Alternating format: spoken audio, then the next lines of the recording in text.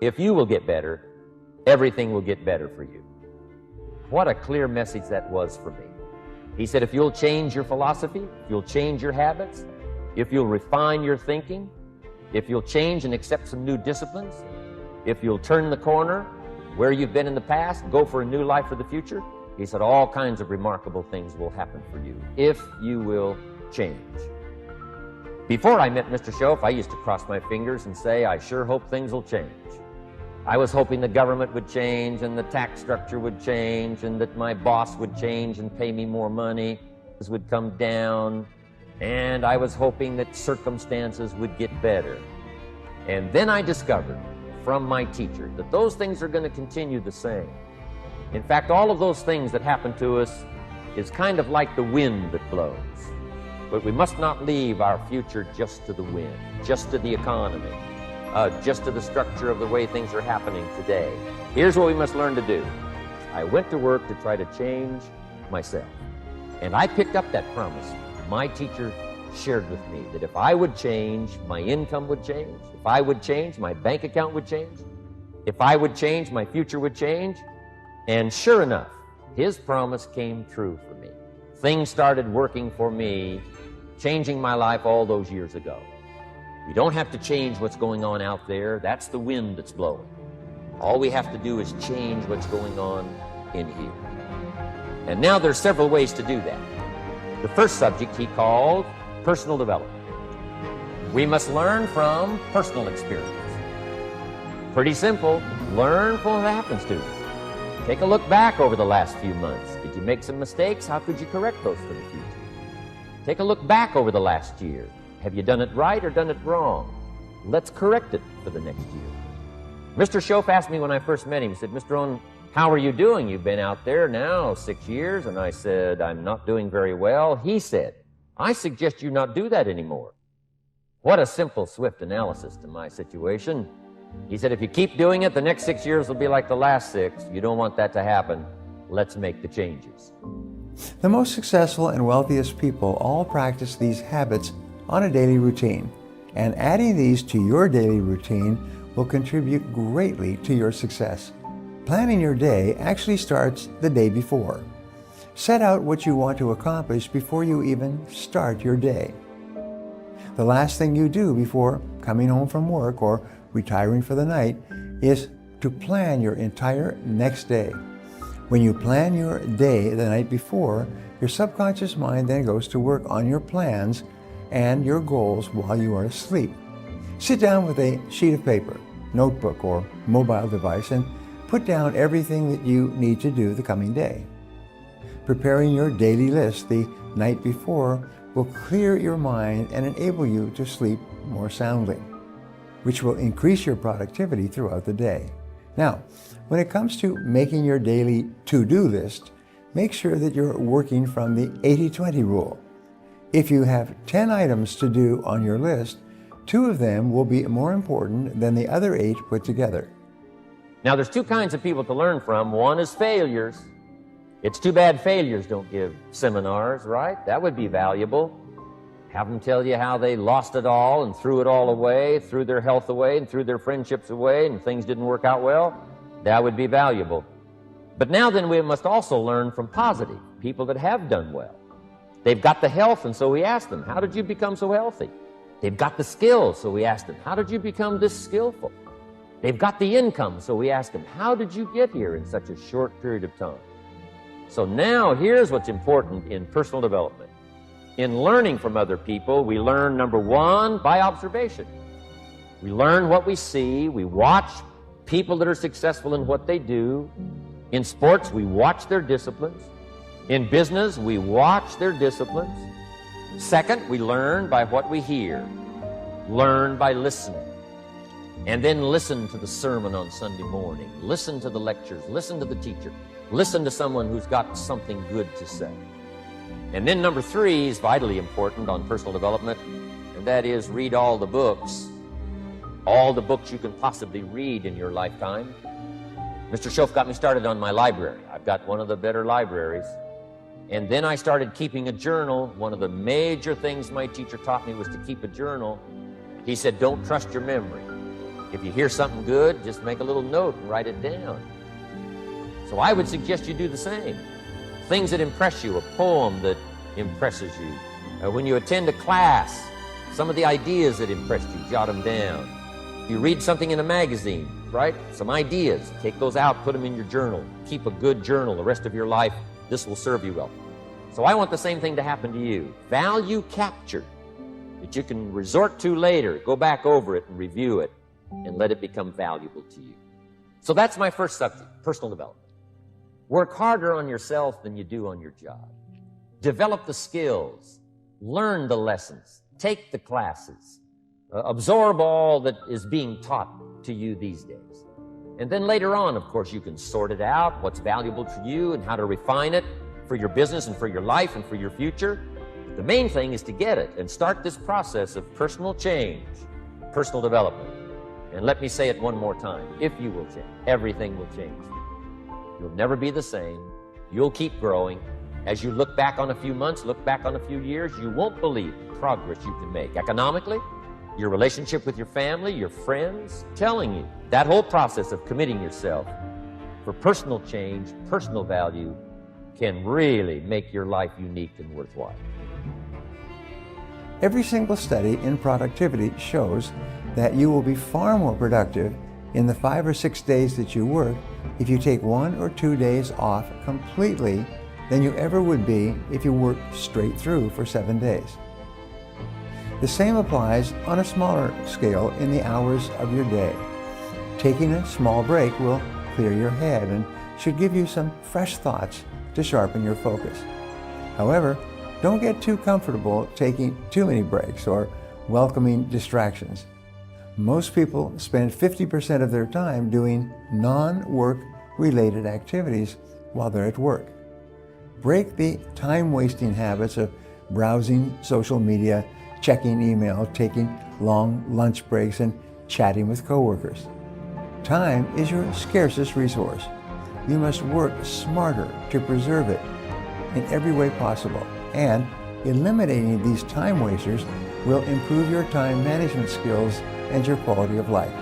Look at every request for your time as time being taken away from the amount of time that you have to work and the time that you have left on earth.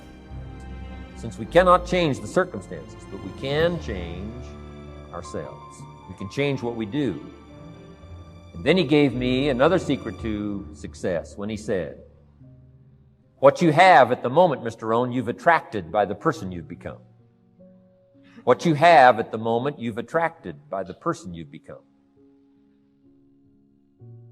Few little simple principles here. Once you understand these, it starts to explain so much. Now, sometimes it's a little tough to take, blaming yourself instead of the marketplace. Taking responsibility instead of putting it off on someone else. That transition sometimes is a challenging mission. And this one was a little tough for me. He said, Mr. Rohn, you've got pennies in your pocket, you've got nothing in the bank, the creditors are calling, you're behind on your promises. And he says, here's how that occurs. You've attracted, up until now, you've attracted the things to you because of the person you've become. Shoaff said, here's the secret, Mr. Rohn, learn to work harder on yourself than you do on your job. Once I got that, it turned my life around. Learn to work harder on yourself than you do on your job. He said, if you work hard on your job, you'll make a living. If you work hard on yourself, you can make a fortune. If you would have known me at age 25, you would have said, Jim Rohn's a hard worker. If you'd have known me, you'd have said that. I'm the guy, I don't mind coming a little bit early, staying a little bit late. I don't mind that. You'd have said, well, Jim Rohn's a hard worker. You say, well, how come he's got pennies in his pocket and nothing in the bank and behind on his promises? Well, I was a hard worker, but I was working hard on my job, not on myself. I'm telling you, if you'll learn that simple little principle and start the process today, latest tomorrow, give you tonight to think it over, and start this whole process of personal development, work on yourself, make yourself more valuable to the marketplace. I'm telling you, you can so dynamically change your income And economics is the least of the values that you can start earning in terms of equity if you'll start working harder on yourself than you do on your job. Let the miracle of everything that's available work for you, and start working on the inside. Work on your philosophy, work on your attitude, work on your personality, work on your language, work on the gift of communication, work on all of your abilities. And if you'll start making those personal changes, I'm telling you, everything will change for you. Spend your time like money. Even when you're not at work, your time is at least equal to an hourly rate. If a person or activity is asking you to donate your time, ask yourself, how important is this task to me? And how much of my time and money am I willing to donate to it? If it's not important enough, you must discipline yourself not to do it. Just say no. You want to give any time to your priorities and the top 20% of your tasks first. Say no to requests for your time that don't move you forward or are not of high value. Ultimately, your top goal every day should be to get the highest return on your investment of mental, emotional, and physical energy. That's the key to working smarter. Success is something you attract by the person you become. Success is not something you pursue, chase, run after. Success is something you've developed, something you become. You attract success. So the whole key to unlock all the treasures, whether it's economic treasures or spiritual treasures, financial, social, personal, every way you can possibly think of, is by your own personal development. And then he added one more, which is so important, and it's probably worth the price of the seminar. Here it is. What you become is much more valuable than what you get. What you become is much more valuable than what you get. The major question to ask on the job is not what am I getting here? The major question to ask on the job is what am I becoming here? Not what am I getting, what am I becoming? So it's very important what you become. Because what you become attracts. If you become cynical, you attract cynicism. What you become attracts. So this whole subject of personal development was so vitally important to me. It changed my life. I was a millionaire by age 31. And that was just the economic part of it. It took me 6 years from age 25 to age 31. It was unbelievable. Now, if you're excited and you're ready to change, let me give you 3 steps to start life change that can change your life, your personality, your lifestyle, everything can change.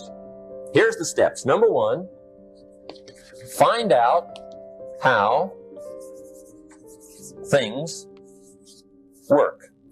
The first key to doing better is find out. To change your life, really, you need ideas. There isn't anything an idea can't change. And Schoaf taught me the major problem is lack of an idea, not a problem.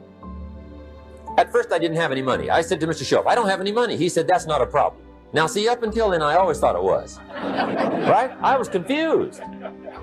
He said, no, the problem is lack of an idea on how to create money and wealth.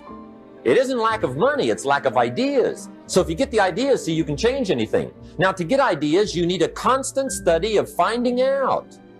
Now, Schoaf also said, when you find out something that works, put the information in your journal. Don't use your head for a filing cabinet.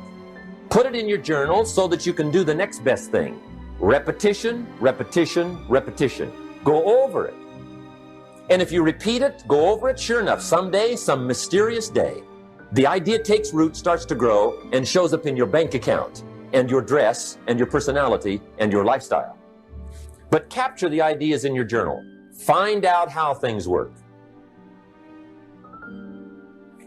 Schoaf gave me this word for my life change. He said, study. Great word. If you wish to be successful, study success. If you wish to be happy, study happiness. If you wish to be wealthy, study wealth. Don't leave it to chance. Make it a study. Some people just go through the day with their fingers crossed. See, that won't do it. You've got to study the things that can change your economic, social, spiritual, personal life. Listen, getting successful, whatever you consider successful, if it's rich, whatever, it's not a magic trick.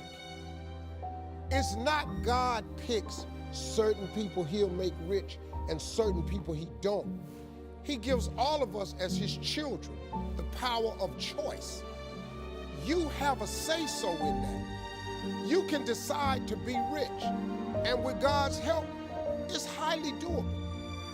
But you first have to think it. The difference between successful people and non-successful people is here. I'm no better than none of y'all. I'm not a better person than you. I'm not a better Christian than you. God don't love me more than you. None of that. If you want to be successful, you have to change this. This has to change. Listen to me.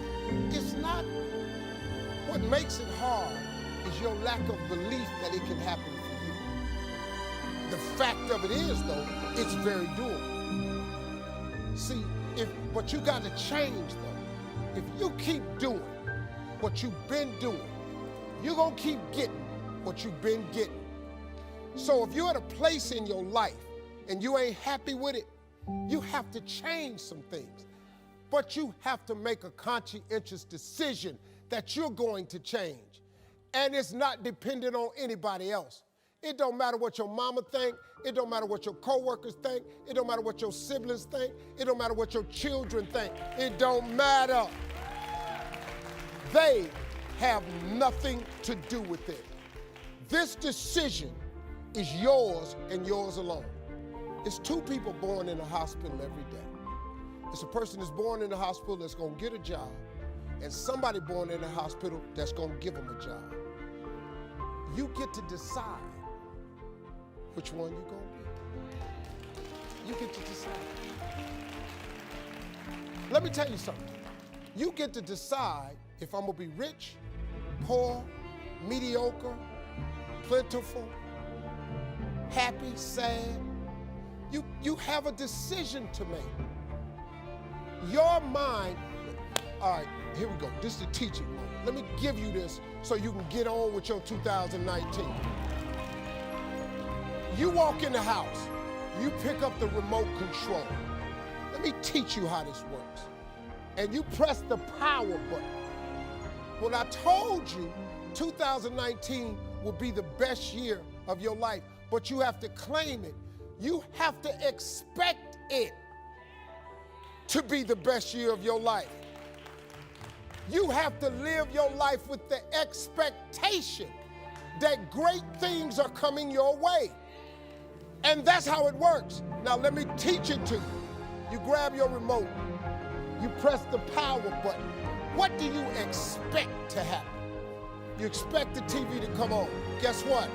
It come on. If you want to see Sports Center channel 46, and you press 46 and OK or select, what do you expect to come on your TV? Sports Center. And guess what show up? Sports Center.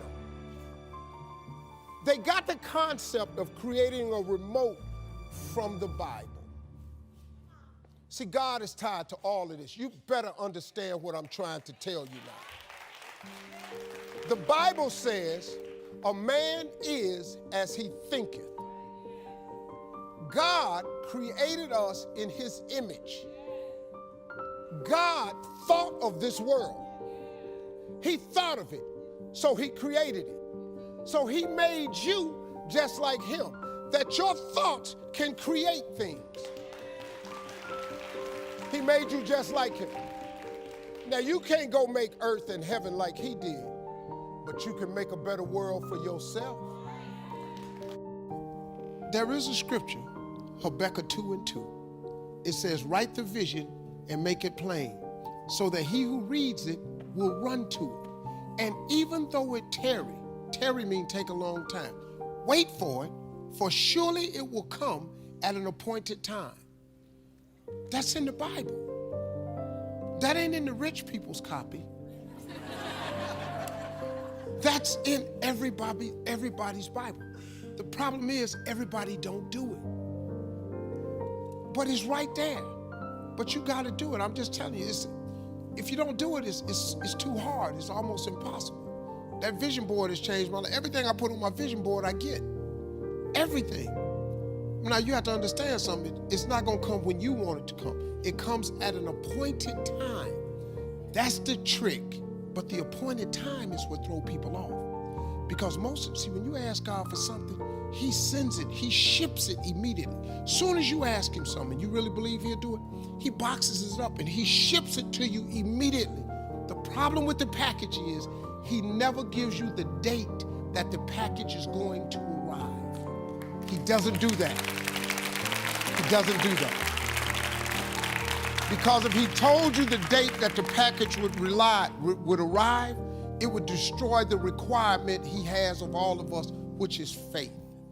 Faith is the belief in things that you cannot see. So if you ask God for $1 million and he tell you, I'm gonna give it to you in March of 2020, you wouldn't need no faith. You'd be talking to people crazy because you know in 2020, I'm finna be a millionaire.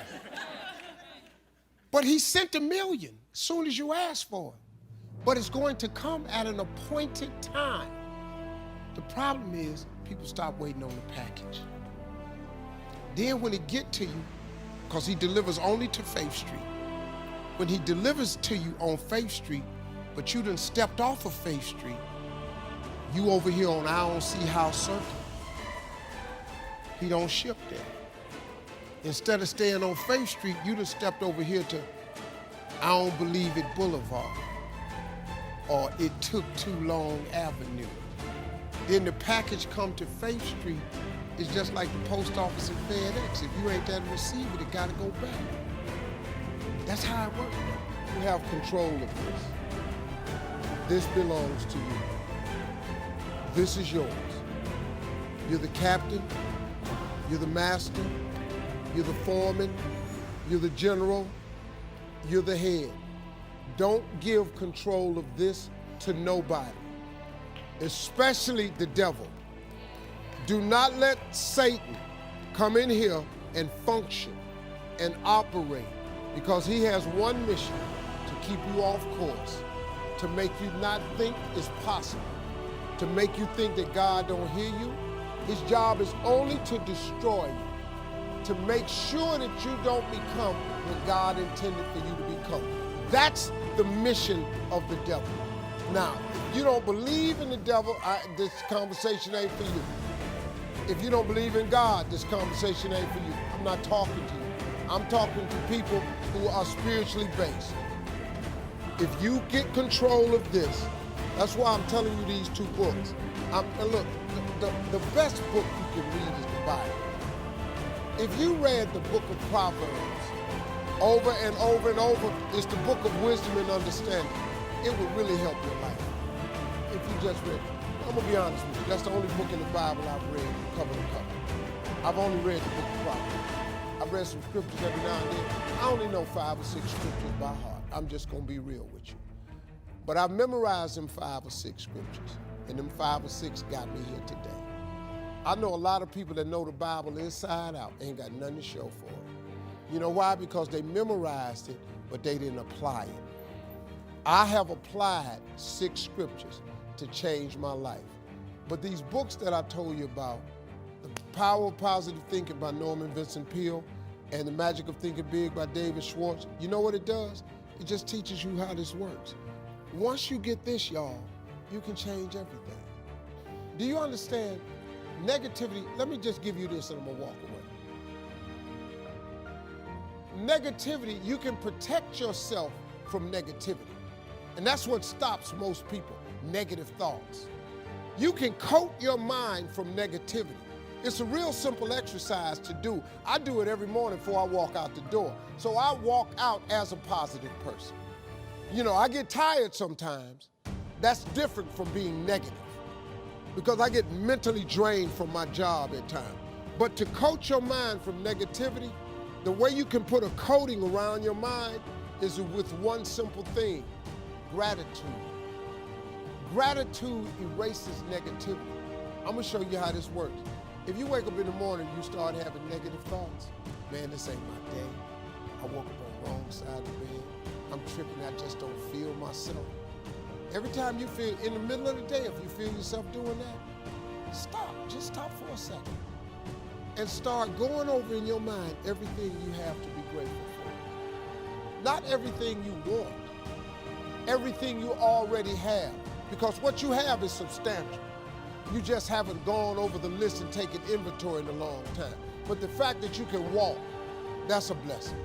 The fact that you woke up, that's another blessing. The fact that you can see, think, reason, that's another blessing. The fact that you can go somewhere and get yourself something to eat, that's another blessing. The fact that you can go and turn the key and call someplace home, that's another blessing. The ability to dream is a blessing. The fact that you have an opportunity to get it right is another blessing. The fact that you're beautiful, that's another blessing. The fact that you have any measure of health, that's another blessing. And I'm just talking to you, I don't even know you. I could give you 50 things you ought to be grateful for right now. I don't even know you. Start coating your mind with gratitude. It'll change everything for you. God is good, man. You ought to give him a chance to work in your life. Thank y'all for coming.